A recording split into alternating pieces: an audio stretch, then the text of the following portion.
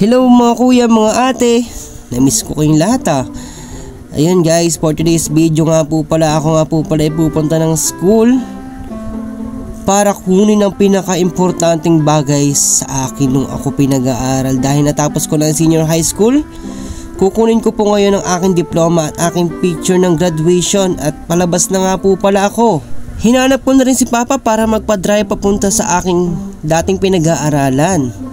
At yun guys, nakita ko na si Papa, nasa harap na siya kanina, pero ako ngayon ay nasa biyahe na. At salamat nga pala kay Papa na ako'y pinag-drive na papunta sa school. Syempre masaya din yung diploma ko'y kukunin graduation.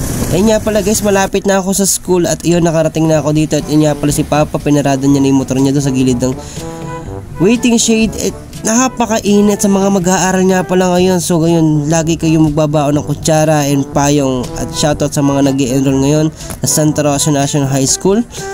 At ito na nga po pala ang harap ng building namin, harap ng building ng senior high school.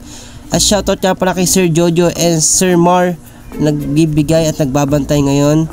At shoutout nga pala kay Sir Luigi sa pinakamabait na teacher namin. At di mawawala si Kuya G. Syempre, ngayon na ulit kami nagkita ng sir namin. Syempre nagkwentuhan muna kami at ngayon umakit naman ako ng building ng senior high para tignan ko kung ano ba itsura ng nasa baba. Rin pala yung dalawa kong kaklase noon, kukuha din pala sila ng diploma and graduation picture. And nakuha ko na nga po pala ang graduation picture ko and diploma. Syempre, dito ko na rin tatapusin ang aking video.